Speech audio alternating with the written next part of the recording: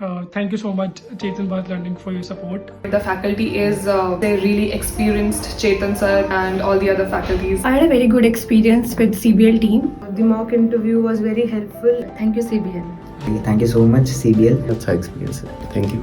Come to CBL for your HCS preparation. They have helped me through prelims, mains and now interview.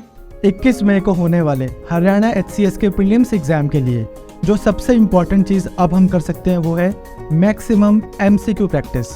आपको अपनी normal revision भी MCQ practice के through ही करनी चाहिए। चेतन Bharat learning में हम स्टूडेंट्स को डेली 3 पोर्शंस में MCQ प्रैक्टिस करवा रहे हैं। पहली करंट अफेयर्स, जिसमें हम डेली MCQs के थ्रू लास्ट 1 ईयर के करंट अफेयर्स कवर कर रहे हैं। दूसरा स्टैटिक जनरल स्टडीज़, जिसमें हम सभी सब्जेक्ट्स जैसे कि history, geography, economy, polity, environment, science and tech, art and culture, Haryana GK, ये सारे सब्जेक्ट्स को MCQs के थ्रू कवर कर रहे हैं। और तीसरा daily CSET MCQ practice. Through this daily MCQ practice हम स्टूडेंट्स को मोर देन 6000 MCQ प्रैक्टिस करवा रहे हैं, which should ensure their best result in Haryana HCS prelims exam. This video is part of that initiative only, which is going on in both Hindi medium as well as in English medium. To watch the complete video, enroll now by calling on the number given below or visiting our website www.chetanbharat.com. The link is given in the description as well as in the pinned comment. Hello everyone, geography की MCQ series में आप सबका स्वागत है। तो चलिए शुरू करते हैं आज की वीडियो। सबसे पहले क्वेश्चन की बात की जाएगी। देखिए हमसे पूछा गया with the arrival of south west monsoon. South west monsoon कब आ रहा है? After the summer solstice lead to which of the following phenomena in India. चलिए बात करते हैं, पहले क्वेश्चन में ही कुछ चीजें क्लियर करते हैं। साउथ वेस्ट मानसून है, किसके बाद आ रहा है? समर सॉलिस्टिस के बाद आ रहा है। तो समर सॉलिस्टिस की अगर डेट याद करनी हो तो आप कह सकते हैं ऑलमोस्ट जून में, आप कह सकते हैं कि 2021 के बाद देखने को मिल जाएगा हमें समर सॉलिस्टिस। क्लियर? तो यहाँ पर डेट लिख लेते हैं 20 या 21 जून, यहाँ लिख लेते हैं 20 या 21 जून की बात की जा रही है। उससे बाद क्या आ रहा है हमारा? आप कह सकते हैं कि साउथ वेस्ट मानसून देखने को मिल रहा है। इससे रिलेटेड फिनोमिना की बात करेंगे। देखिए temperature at tropics get higher than the region near the equator. अब थोड़ा सा इसे ध्यान से देखेंगे। देखिए जब बात की जा रही है इंडिया में मानसून की, क्लियर, हमें पता है कि यहाँ पर जा रही है आपकी ट्रॉपिक ऑफ कैंसर, नीचे जाएगी ट्रॉपिक ऑफ कैप्रिकॉर्न और ये है हमारी इक्वेटर। क्लियर? और जब बात करते हैं हमारे इंडिया की तो इंडिया आपको यहाँ पर देखने को मिल जाएगा। क्लियर? चलिए जब बात करते हैं हमारा साउथ वेस्ट मानसून देखने को मिल रहा है हमें, मतलब मानसून सीजन है, तो अगर बात की जाएगी विंड्स हैं वो कैसी फ्लो करेंगी? वो फ्लो करेंगी इधर से आ रही हैं विंड्स, जिनकी डायरेक्शन है कौन सी? साउथ वेस्ट डायरेक्शन है। क्लियर? जब साउथ वेस्ट डायरेक्शन है तो हम ये क्वेश्चन में पूछा जा रहा है कि टेम्परेचर एट ट्रॉपिक्स, कि इंडिया पर जो आप कह सकते हैं जो टेम्परेचर है will be higher than that near the region of equator. तो ये कह रहे हैं कि जो इंडिया पर टेम्परेचर होगा वो ज्यादा होगा अगर कंपेयर किया जाएगा इक्वेटर के साथ। अब सबके माइंड में क्या आएगा? चलिए ये देखते हैं। देखिए जब समर सॉलिस्टिस की बात हो रही है तो याद रखेंगे जो सन है वो 23.5 डिग्री नॉर्थ के ऊपर यहाँ पर डायरेक्टली फॉल कर रहा है। तो एक चीज तो क्लियरली दिख रही है कि यहाँ पर अगर फॉल करेगा तो इंडिया के ऊपर ज्यादा आप देख सकते हैं कि सोलर रेडिएशन देखने को मिलेंगे। क्लियर? सोलर लाइट हमारी की तरफ कह सकते हैं ज्यादा है, तो हम पर टेम्परेचर हो सकता है ज्यादा हो। ट्रॉपिक्स पर टेम्परेचर ज्यादा हो सकता है इस टाइम पर होगा नहीं ये, क्योंकि अगर स्टेटमेंट की बात की जाए ये स्टेटमेंट गलत है। अब ये स्टेटमेंट गलत क्यों है? अब देखिए क्वेश्चन में ही इसका आंसर भी दिया हुआ है। जब समर सॉलिस्टिस है मतलब कि सन जो है 23.5 डिग्री नॉर्थ पर है, लेकिन इंडिया में क्या आएगा तब हम देखेंगे साउथ वेस्ट मानसून भी तो आ रहा है। क्लियर? और साउथ वेस्ट मानसून जो है, मानसून के कारण आप कह सकते हैं रेनफॉल होगी। रेनफॉल में हम देखेंगे कि इंडिया का टेम्परेचर आप कह सकते हैं कि कैसा देखने को मिलेगा? ज्यादा नहीं होगा, कम होगा as compare to equator. Clear? तो याद रखेंगे यहाँ पर फर्स्ट स्टेटमेंट इसलिए हमारी गलत हो जाएगी, क्योंकि इस टाइम पर बात की जाएगी यहाँ पर जो साउथ वेस्ट मानसून देखने को मिलेगा हमें, ये अपने साथ क्या लेके आएगा? कूलिंग इफेक्ट लेकर आ रहा है। तो इसकी वजह से हम देखेंगे कि समर सॉलिस्टिस के बाद, क्लियर, समर सॉलिस्टिस के बाद जो हमारा मानसून आ रहा है उसकी वजह से ट्रॉपिक्स पर आप कह सकते हैं जो इंडिया वाले आप कह सकते हैं कि सब कॉन्टिनेंट है, यहाँ पर जो टेम्परेचर होगा वो कम होगा एज कंपेयर टू इक्वेटर, ज्यादा नहीं होगा। ये याद रख लेना कि सन यहाँ पर है तो इसका ये मतलब नहीं है कि टेम्परेचर ज्यादा हो। नेक्स्ट देखिए क्या इस टाइम पर वेस्टर्न डिस्टर्बेंस नहीं, वेस्टर्न डिस्टर्बेंस का सारा कंसेप्ट जो है वो विंटर्स में होगा, अभी कुछ नहीं होने वाला। क्लियर? स्टेटमेंट पूछी गई हमसे करेक्ट कौन सी है, तो करेक्ट तो कोई भी नहीं है, तो दोनों ही स्टेटमेंट्स इनकरेक्ट हैं। तो याद रखेंगे आंसर बनेगा none of the above, answer बनेगा डी। चलिए नेक्स्ट क्वेश्चन की तरफ चलते हैं। देखिए नेक्स्ट क्वेश्चन पूछा गया again in India the day temperature is maximum in the May. अब देखिए समर सोलिस्टिस की बात की जाएगी तो सन जो है 23.5 डिग्री ऊपर जून में देखने को मिल रहा है। ऑलमोस्ट आप कह सकते हैं 20-21 जून को देखने को मिल जाएगा। तो सबसे ज्यादा गर्मी कब पड़नी चाहिए हमारे पास? जून में पड़नी चाहिए।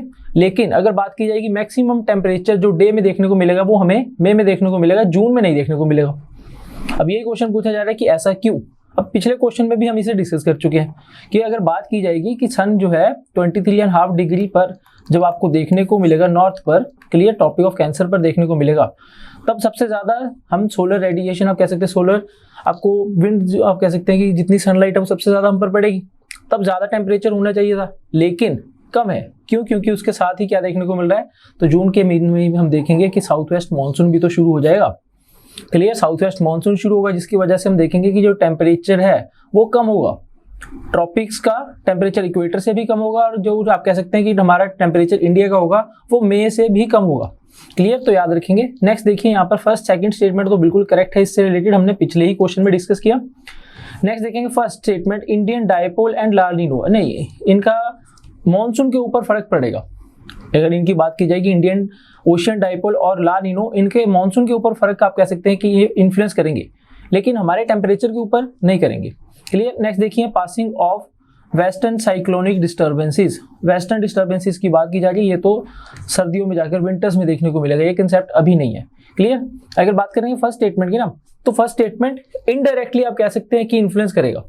इनडायरेक्टली अगर बात की जाए तो इन्फ्लुएंस कर रहा है, लेकिन डायरेक्टली इन्फ्लुएंस नहीं करेगा। क्लियर, तो सेकंड स्टेटमेंट हमारी करेक्ट है, फर्स्ट और थर्ड इनकरेक्ट है। जब थर्ड को इनकरेक्ट लगा रहे हैं तो थर्ड इनकरेक्ट यहाँ पर है, तो यहाँ पर इनकरेक्ट, और सेकंड करेक्ट है, तो आंसर बन जाएगा हमारा A2 ओनली। क्लियर, चलिए नेक्स्ट क्वेश्चन की तरफ चलते हैं। नेक्स्ट क्वेश्चन देखिए, पूछा गया हमसे कि अगर जब मानसून की रेनफॉल होगी तो सबसे ज्यादा कौन से एरिया में होगी, कम कहाँ पर होगी, मीडियम कहाँ पर होगी। तो सबसे पहले मानसून का एक पैटर्न बना लेते हैं।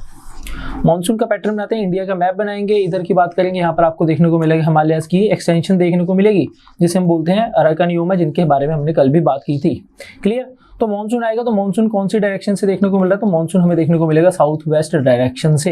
क्लियर, तो ये साउथ वेस्ट डायरेक्शन आ चुकी है, तो यहाँ पर हम देखेंगे कि हमारा जो वेस्टर्न आप कह सकते हैं इंडिया है, या फिर आप कह सकते हैं वेस्टर्न घाट्स की जो कोस्टल रीजन है, सबसे ज्यादा बारिश यहाँ पर देखने को मिलेगी, क्योंकि मानसून सबसे पहले स्ट्राइक भी यहीं पर करेगा। क्लियर, अब अगर बात करेंगे यहाँ पर कौन से पहाड़ हैं, तो यहाँ पर हमें देखने को मिलेंगे वेस्टर्न घाट्स। क्लियर, यहीं पर ही हम देखेंगे क्या, तो यहीं पर हम अगर बात करेंगे तो यहाँ पर आप देखेंगे ऑरोग्रेनिक टाइप ऑफ रेनफॉल। क्लियर, जिनके बारे में हमने कल बात की थी। क्लियर, कि जो एक ऐसे आप कह सकते हैं क्या होगा, एक माउंटेन देखने को मिलेगा, माउंटेन के इस तरफ काफी ज्यादा बारिश देखने को मिलेगी, लेकिन इस साइड आपको रेन शेडो रीजन देखने को मिलेगा। वो सभी चीजें आपको वेस्टर्न घाट्स पे या इंडिया की वेस्टर्न कोस्ट पर देखने को मिल जाएगा। अब बात करते हैं, देखिए यहाँ पर देखिए वेस्टर्न कोस्ट, तो वेस्टर्न कोस्ट पर, western coast close to the western Ghats, सबसे ज्यादा बारिश यहीं पर होगी क्योंकि सबसे पहले बारिश यहाँ पर पड़ रही है, तो ए का आ जाएगा टू बी। क्लियर, तो फर्स्ट ऑप्शन बनेगा A2। क्लियर, तो आगे देखते हैं, या 1 का आप कह सकते हैं 1 को B बनाया जाएगा, 1 बन जाएगा B। नेक्स्ट देखते हैं उत्तर प्रदेश और नॉर्थ ईस्ट पेनिसुला और उड़ीसा झारखंड, यहाँ पर देखेंगे अगर रेनफॉल की बात की जाएगी तो देखिए अब ये जो रेनफॉल है सबसे पहली जो स्ट्राइक करेगी किस साइड करेगी, वेस्टर्न घाट्स की तरफ देखने को मिलेगा, और यहीं से ही हम देखेंगे कि कुछ ब्रांचेस जो हैं वो किसकी तरफ चली जाएंगी, बे ऑफ बंगाल की तरफ चली जाएंगी। क्लियर, ये बे ऑफ बंगाल की तरफ जा रही हैं। आगे क्या होगा, यहाँ पर अगर बात की जाएगी हिमालयस की एक्सटेंशन देखने को मिलेगी। कौन से माउंटेन्स हैं यहाँ पर, अराकानियोमा, तो यहाँ से अगर बात की जाएगी यहाँ से काफी ज्यादा डिफ्लेक्शन आपको देखने को मिलेगी मानसूनल विंड्स की। क्लियर, तो ये जो आप कह सकते हैं कि बिहार, बंगाल, वो आगे चलेंगे उत्तर प्रदेश, पंजाब, हरियाणा। क्लियर, यहाँ पर अगर बारिश की बात की जाएगी तो हमारे पास जो बारिश है वो किधर से हो रही है, तो ये इस साइड से आपको देखने को मिल रही है। क्लियर, तो ये हमारी आप कह सकते हैं नॉर्थ ईस्ट की तरफ से हमें देखने को मिल रही है बारिश। क्लियर, तो ये बारिश इस साइड को होती है शुरू होगी, तो सबसे ज्यादा बारिश आपको वेस्ट बंगाल के एरिया में देखने को मिलेगी। नेक्स्ट देखेंगे यहाँ पर बिहार में देखने को मिलेगी, नेक्स्ट उसके बाद यूपी वाले एरिया में देखने को मिलेगी। क्लियर, आगे चलेंगे फिर पंजाब, फिर आगे राजस्थान, उस साइड देखने को मिलेगी। क्लियर, तो जो आप कह सकते हैं रेनफॉल का पैटर्न है वो इस साइड को डिक्रीज कर रहा है, सबसे ज्यादा इधर होगी, फिर आगे डिक्रीज करता चलेगा। क्लियर, चलिए अगर बात करते हैं यहाँ पर उत्तर प्रदेश, तो उत्तर प्रदेश में कैसी बारिश देखने को मिलेगी, लो देखने को मिलेगी रेनफॉल या फिर मीडियम। अब कंपेयर करना है हमने किसके साथ, उड़ीसा के साथ और झारखंड के साथ, तो देखिए झारखंड आपको पहले मिल जाएगा, उत्तर प्रदेश बाद में मिलेगा। क्लियर, झारखंड हमें पहले मिल जाएगा, उत्तर प्रदेश बाद में, तो झारखंड में ज्यादा बारिश होगी। अगर झारखंड को वेस्ट बंगाल से कंपेयर करेंगे तो वेस्ट बंगाल में ज्यादा बारिश होगी। क्लियर। और सबसे ज्यादा बारिश किधर हो रही है, तो सबसे ज्यादा बारिश हम देखेंगे तो यहाँ पे आपको नॉर्थ ईस्टर्न स्टेट्स में देखने को मिल जाएगी। क्लियर। चलिए, तो यहाँ पर 1 का हो जाएगा हमारा बी। और अगर बात करते हैं यूपी की, तो आप कैसे हैं वेस्टर्न यूपी, तो वेस्टर्न यूपी बोला गया तो देखिए बिल्कुल पंजाब और हरियाणा के साथ वाला, तो वहाँ पर तो काफी लो रेनफॉल देखने को मिलेगी। क्लियर। तो 2 का हमारा बन जाएगा ए और 3 का बन जाएगा सी। तो 1B 2A 3C, 1B 2A 3C answer बन जाएगा बी ऑप्शन। चलिए नेक्स्ट क्वेश्चन की तरफ चलते हैं। नेक्स्ट क्वेश्चन पूछा गया हमसे, which of the following climate and the associated weather conditions in India are governed by. चलिए बात की गई है इंडिया के climate and associated weather conditions के कौन से फैक्टर्स उन्हें गवर्न करेंगे। सबसे पहले बात करेंगे pressure and surface wind, next देखेंगे अपर एयर सर्कुलेशन, और फिर देखते हैं tropical easterly jet stream. India के क्लाइमेट की बात की जा रही है तो देखिए आपको ये जो जेट स्ट्रीम्स वाली थ्योरी है ये अच्छी तरह से आनी चाहिए। क्लियर। अगर बात करते हैं ये ट्रॉपिकल ईस्टर्ली जेट स्ट्रीम कब देखने को मिलेगी। क्लियर। तो ये आपको कब देखने को मिलेगी, ऑलमोस्ट आप कह सकते हैं जब मानसून सीजन है। अगर बात करेंगे ये कहाँ पर देखने को मिलेगी, तो याद रखेंगे तिब्बत वाले रीजन में देखने को मिलेगी। क्लियर। इससे पहले अगर कोई कह सकते हैं कि यहाँ पर कोई जेट स्ट्रीम होगी तो बिल्कुल होगी। यहाँ पर आपको क्या करते हैं एक मैप से बनाकर दिखाते हैं। अगर हमारे मानसून इंडियन मानसून की बात की जाएगी तो इंडियन मानसून में याद रखेंगे कुछ अलग अलग थ्योरीज हैं। क्लियर। उनमें से एक थ्योरी अगर ये हमारा हिमालयस है, और हिमालयस के ऊपर की बात करेंगे यहाँ पर आपको देखने को मिलेगा Tibetan plateau. Clear. Tibetan plateau में आप कह सकते हैं कि मानसून आने से पहले यहाँ पर हम देखेंगे कौन सी जेट स्ट्रीम देखने को मिलती है, सब ट्रॉपिकल जेट स्ट्रीम्स देखने को मिलेंगी जो फ्लो करेंगी। क्लियर। और वो कैसा आप कह सकते हैं कि प्रेशर बना के रखेंगी, वो प्रेशर बना के रखेंगी हाई। अब हाई प्रेशर है तो मानसून नहीं आएगा, क्योंकि विंड्स कैसी फ्लो करती हैं, विंड्स फ्लो करती हैं from low high pressure to low pressure. Clear. हमारा मानसून कब आएगा, जब इंडियन पेनिसुला पर या आप कह सकते हैं इंडियन सब कॉन्टिनेंट पर आपको लो प्रेशर देखने को मिलेगा।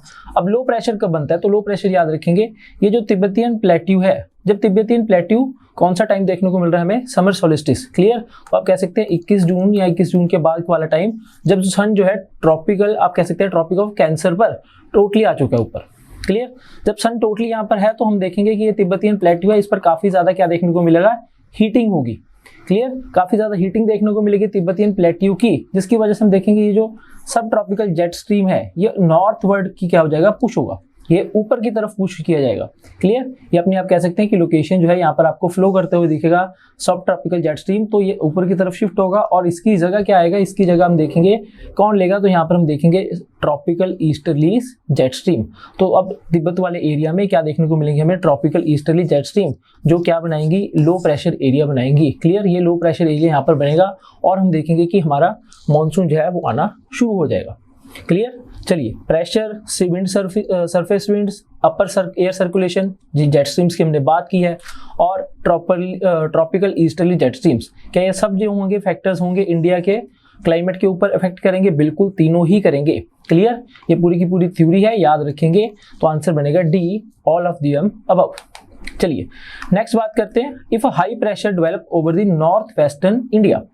अब इंडिया के नॉर्थ वेस्ट में, तो इंडिया का ये रहा नॉर्थ वेस्ट में हाई प्रेशर है, तो ध्यान देखिएगा हाई प्रेशर का मतलब होता है, हाई प्रेशर का मतलब होता है टेम्परेचर कैसा है, टेम्परेचर होगा लो। जब टेम्परेचर होगा लो तो प्रेशर होगा कैसा, हाई। अगर नॉर्थ इंडिया में टेम्परेचर लो है तो इसका मतलब क्या होगा, तो अगर बात करेंगे लो प्रेशर है तो बारिश होगी, नो सॉरी हाई प्रेशर है तो बारिश नहीं होगी। क्लियर। जब टेम्परेचर ही कम है तो हम देखेंगे कैसा मौसम देखने को मिला, विंटर्स वाला आप कह सकते हैं। जब विंटर्स की बात करेंगे तो विंटर्स में हम देखेंगे क्या यहाँ पर आपको रेनफॉल देखने को मिलेगी, नहीं, attraction of south west monsoon, गलत। साउथ वेस्ट मानसून कब बनेगा, जब पूरे ट्रॉपिकल आप कह सकते हैं कि इंडियन सब कॉन्टिनेंट में लो प्रेशर देखने को मिलेगा। Clear. Spike in temperature in the region, यहाँ देखिए बी ऑप्शन देखिए, हाई प्रेशर है और टेम्परेचर भी इंक्रीज कर दिया, तो ये कभी भी नहीं होगा। क्लियर। हाई प्रेशर है तो हमेशा टेम्परेचर कैसा देखने को मिलेगा, लो टेम्परेचर देखने को मिलेगा। आगे देखिए A option, dry winds blowing from the north west region towards northern plane, बिल्कुल करेक्ट है। हाई प्रेशर है तो यहाँ से विंड्स जो है ब्लो करेंगे आगे की तरफ, कह सकते हैं कि नदर्न प्लेन्स की तरफ, और सीजन भी कैसा है, यहाँ पर बारिश नहीं होगी, ड्राई विंड्स होंगी। क्लियर। ड्राई विंड्स हैं, आप कह सकते हैं कौन सा टाइम पीरियड देखने को मिलेगा, सर्दियों में ऐसा देखने को मिल जाएगा। तो आंसर बन जाएगा हमारा ए आंसर बनेगा। चलिए नेक्स्ट क्वेश्चन की बात करेंगे। नेक्स्ट क्वेश्चन हमसे पूछा गया है, Shimla is cooler than Amritsar. Clear. Shimla जो है काफी ज्यादा ठंडा देखने को मिलेगा आपको एज कम्पेयर टू अमृतसर, ऐसा क्यों? अगर बात की जाएगी दोनों के लैटिट्यूड जो है वो सेम है, सेम लैटिट्यूड पे तो भी शिमला जो है काफ़ी ज़्यादा कूलर है अमृतसर से। तो हम सबको पता है कि शिमला क्या है, एक हिल स्टेशन है। हिल स्टेशन है, अमृतसर कैसा है, एक plain area. Clear, hill station है तो इसका मतलब क्या है कि शिमला जो है एक ऑल्टीट्यूड पर है, एक आप कह सकते हैं हाइट पर है। क्लियर, तो याद रखेंगे यहाँ पर आंसर बन जाएगा हमारा B, Shimla is at an greater altitude than the Amritsar. Clear, जैसे जैसे आप ऊपर जाते जाएंगे तो आपका टेम्परेचर जो है वो डिक्रीज करता जाएगा विद दी, आप कह सकते हैं increase in height temperature decreases. Clear, चलिए बी आंसर बनेगा, इजी क्वेश्चन था। नेक्स्ट देखिए, अगेन हमसे यहाँ पर आपसे पूछ लिया गया है ट्रॉपिकल ईस्टर्ली जेट स्ट्रीम के बारे में, वही जो हमने पिछले क्वेश्चंस में डिस्कस भी किया था, सब ट्रॉपिकल जेट स्ट्रीम और हमारी tropical easterly jet stream. Clear, तो देखिए सबसे पहले बात की जाएगी the plateau. The plateau of Tibet is one of the important factor which determine the onset of monsoon over the Indian subcontinent। बिल्कुल करेक्ट है, ये तिब्बतियन प्लेट्यू ही तो होगा जिस पर अगर बात की जाएगी काफ़ी ज़्यादा क्या देखने को मिलेगी, इसकी हीटिंग होगी। जब इसकी हीटिंग होगी तो हम देखेंगे कि जो सब ट्रॉपिकल जेट स्ट्रीम है वो अपवर्ड्स पुश करी जाएगी, तब हम देखते हैं कि यहाँ पर क्या देखने को मिलेगी हमें। तो यहाँ पर हमको देखने मिलेगी tropical easterly jet stream. Clear, tropical easterly jet stream over the India is developed due to the heating of Tibetan plateau. बिल्कुल करेक्ट है, दोनों ही स्टेटमेंट्स हमारी करेक्ट हैं। और पूछा हमसे इनकरेक्ट गया है, ध्यान रखेंगे इनकरेक्ट पूछा गया तो इनकरेक्ट तो कोई भी नहीं है, दोनों ही स्टेटमेंट्स करेक्ट हैं, तो आंसर बन जाएगा D, none of the above. Next question की बात अगेन देखिए, जेट स्ट्रीम से रिलेटेड क्वेश्चन पूछ लिया गया, jet streams travelling at the upper level of the troposphere. Clear, upper level of the troposphere पर हमें जेट स्ट्रीम्स देखने को मिल जाएंगी। They can create a wedge between the warm and the cold air affecting the climate of the earth. बिल्कुल correct है, general आप कह सकते हैं कि इन्होंने लाइन लिखी हुई है इनके बारे में, जेट स्ट्रीम्स के बारे में। नेक्स्ट याद रखेंगे, देखिए they can cause erratic and bumpy movement in the aeroplanes flying in the troposphere. तो बिल्कुल करेक्ट है, अगर आपने कभी एरोप्लेन में, आप कह सकते हैं कि वैसे भी हमने इसके बारे में नॉलेज ही होगी, जरूरी नहीं है कि एरोप्लेन में ट्रैवल ही करना है। क्लियर, तो हम देखते हैं कि एक डिस्टर्बेंस देखने को मिलती है काफ़ी ज़्यादा। अगर बात की जाएगी तो एरोप्लेन में डिस्टर्बेंसेस कहाँ पे देखने को मिलेंगी, जब आप कह सकते हैं कि ये जो एरोप्लेन्स जो हैं ये इन जेट स्ट्रीम्स के थ्रू जा रहे हैं। क्लियर, क्योंकि जेट स्ट्रीम्स कैसी होती हैं, ये काफ़ी ज़्यादा अनप्रिडिक्टेबल होती हैं। क्लियर, इनकी वजह से अगर बात की जाएगी तो आपको अगर एरोप्लेन में ट्रैवल कर रहे हो तो टर्बुलेंस का भी सामना करना पड़ेगा। क्लियर, काफ़ी ज़्यादा आप कह सकते हैं इनप्रिडिक्टेबल है। वैसे अगर बात की जाए इसे यूज़ भी किया जा सकता है, इन जेट स्ट्रीम्स को यूज़ भी किया जाता है फ्यूल बचाने के लिए। क्लियर, क्योंकि ये क्या करेंगी, प्लेन्स को अपने आप ही आप कह सकते हैं कि एक पुश मिल रहा है तो उससे ज़्यादा आप कह सकते हैं कि प्लेन्स को अपना फ्यूल यूज़ करने की ज़रूरत नहीं है, लेकिन इन्हें अवॉइड किया जाता है। क्यों? क्योंकि ये काफ़ी ज़्यादा टर्बुलेंस भी क्रिएट करती हैं, अनप्रेडिक्टेबल हैं, ज़रूरी नहीं है कि एक यूनिफॉर्म फ्लो में ही देखने को मिलेंगी। क्लियर, चलिए तो दोनों ही स्टेटमेंट्स हमारी करेक्ट हैं, तो आंसर भी बनेगा हमारा C, both 1 and 2 are correct. Next question की बात करेंगे, देखिए यहाँ पर क्वेश्चन पूछा गया है अब normal accumulation of the cold water occurring in the central and eastern Pacific ocean. चलिए पहले क्या करते हैं, पैसिफिक ओशियन बना लेते हैं। तो ये हमारा पैसिफिक ओशियन सपोज करते हैं, तो पैसिफिक ओशियन है। इस साइड अगर बात करेंगे तो यहाँ पर आपको देखने को मिल जाएगा नॉर्थ अमेरिका। क्लियर, उससे नीचे देखेंगे यहाँ पर हमें मिल जाएगा साउथ अमेरिका। क्लियर, इधर की बात करेंगे तो यहाँ आपको देखने को मिल जाएगा ऑस्ट्रेलिया देखने को मिल जाएगा, और इधर सारा का सारा आपको एशियन कंट्रीज वाला आप कह सकते हैं कि फ्रंट देखने को मिल जाएगा। क्लियर, जब बात करते हैं ऊपर जापान की तरफ अगर बात करेंगे, यहाँ पर आपको जापान भी देखने को मिल जाएगा। क्लियर, पैसिफिक ओशियन है। पैसिफिक ओशियन में यहाँ पूछ रहे हैं एक्यूमुलेशन ऑफ कोल्ड वाटर कहाँ पर एक्यूमुलेट हो रहा है, in central and eastern Pacific ocean.